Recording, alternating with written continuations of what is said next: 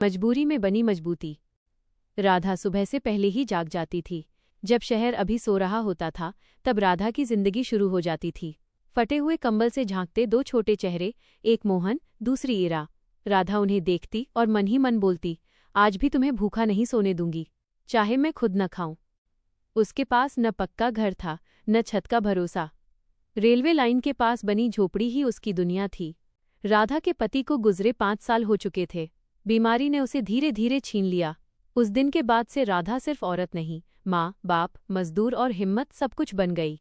वो दूसरों के घरों में काम करती थी, कभी बर्तन, कभी झाड़ू, कभी कपड़े। हाथों की लकीरें मिट चुकी थीं, बस छाले रह गए थे। उस दिन बारिश जोरों से हो रही थी, फिर भी राधा निकली। मोहन ने पूछा, माँ, आज भी जाओगी? राधा मुस्कराई, वो मुस्कान जो दर्द छुपाने के लिए होती है। अगर मैं नहीं जाऊंगी बेटा, तो आज खाना कौन लाएगा? बारिश में भीगती हुई राधा एक एक घर का दरवाज़ा खटखटाती रही। आज मत आना, आज काम नहीं है, कल आना। हर जवाब उसके दिल पर गिरती एक और बूंद था। शाम हो गई।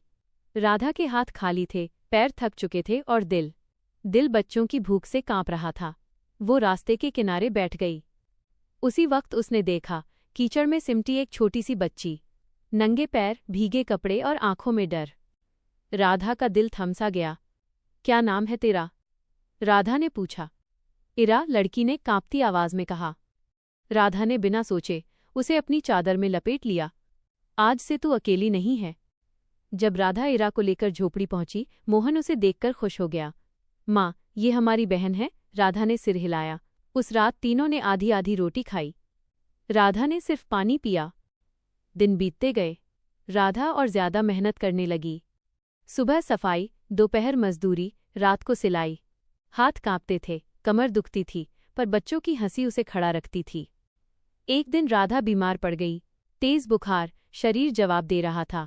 मोहन और इरा उसके पास बैठे रो रहे थे। राधा ने मुश्किल से आंखें खोलीं और कहा, रोना मत, माँ है ना अभी। अगले दिन वो फिर उठी, क्योंकि गरीबी में बीमार पड़ने की इजाज़त नहीं होती। समय बदला।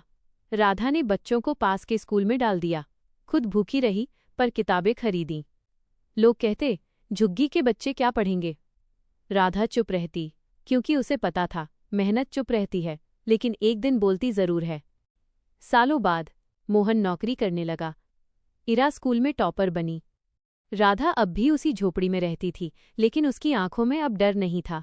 एक दिन इरा ने कहा, माँ, अगर तुम न होती तो हम कुछ भी नहीं होते।